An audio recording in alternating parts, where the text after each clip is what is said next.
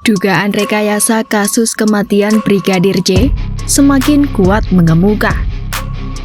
Satu persatu kepingan fakta kasus mulai terlihat benang merahnya. Sebelumnya, Baradae mengaku sebagai pelaku tunggal tewasnya Brigadir J. Terbaru, sopir Verdi Sambo itu mengaku diperintah atasannya untuk membunuh Brigadir J. Selain Baradae, muncul nama Brigadir RR yang merupakan ajudan istri Verdi Sambo yang ditetapkan sebagai tersangka pembunuhan berencana terhadap Brigadir J. Tersangka dipastikan akan terus bertambah, mengingat masih ada 25 orang, mulai dari perwira tinggi hingga bintara, yang masih dalam proses pemeriksaan.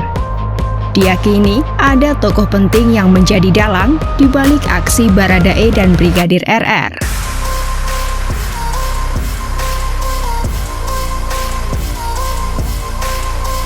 Rekayasa kronologi kematian Brigadir J terbongkar usai Baradae mengubah keterangannya di hadapan penyidik tim Sus Polri.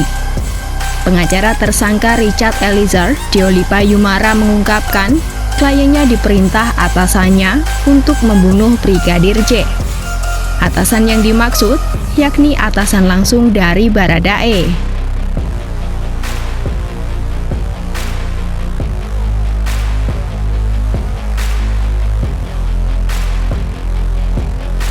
Baradae juga mengaku tidak ada baku tembak dalam peristiwa tersebut. Tembakan yang diletuskan dari pistol Brigadir J disebut hanya untuk membuat seolah-olah terjadi peristiwa baku tembak. Tembakan senjata Brigadir J diarahkan ke dinding di sekitar TKP penembakan.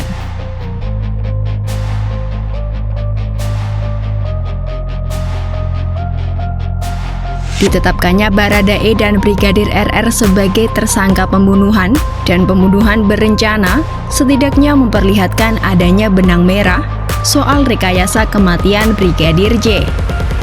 Rekayasa itu juga diduga kuat berasal dari lingkaran Irjen Verdi Sambo. Hal ini terlihat dari profesi dua tersangka, yakni sebagai sopir dan ajudan istri Verdi Sambo. Jika penyidik meyakini tewasnya Brigadir J adalah sebuah pembunuhan terencana, maka ada pihak yang mengatur skenario kematian Brigadir J. Polri juga sudah menelusuri anggota-anggota polisi yang disinyalir tidak profesional menangani kasus ini. Salah satunya Irjen Verdi Sambo yang akhirnya dicopot dari jabatan Kadif Propam Polri. Sambo diduga mengambil rekaman CCTV yang menjadi bukti krusial kematian Brigadir J.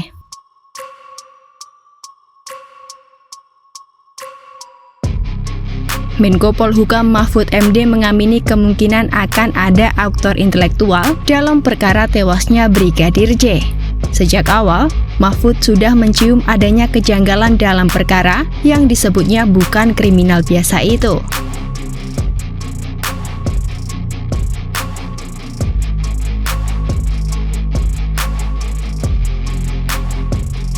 Mahfud menyebut, mengungkapkan kasus ini juga dihadapkan tantangan karena terjadi di lingkungan yang memiliki code of silence atau kode keheningan, serta hambatan psikologis secara hierarki maupun politis.